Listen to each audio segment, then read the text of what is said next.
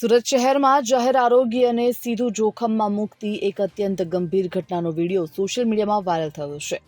શહેરના વ્યસ્ત વિસ્તાર સહારા દરવાજા નજીક એક શાકભાજી વિક્રેતા વેચાણ માટેના લીલા ધાણાને ગટરના અતિશય ગંદા અને દુર્ગંધયુક્ત પાણીમાં ધોઈ રહેલા જોવા મળી રહ્યા છે. આ દરમિયાન ત્યાંથી પસાર થઈ રહેલા એક જાગૃત નાગરિકે ચોંકાવનારો વિડીયો પોતાના કેમેરામાં કેદ કર્યો હતો, જે હવે સોશિયલ મીડિયા પર વાયરલ થયો છે.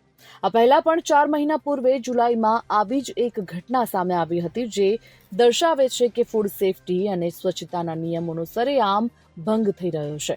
વાયરલ વિડીયોમાં સ્પષ્ટપણે જોઈ શકાય છે કે વિક્રેતા લીલા ધાણાને ગટરના ગંદા પાણીમાં પલાળી રહ્યો છે. ગટરના પાણીથી શાકભાજી ધોવાથી તેના પર બેક્ટેરિયા, જીવાણુ અને અન્ય ગંભીર જંતુઓ ચોક્કસપણેથી ચોંટે છે, જે સીધા જ ગ્રાહકોના પેટમાં જઈ શકે છે.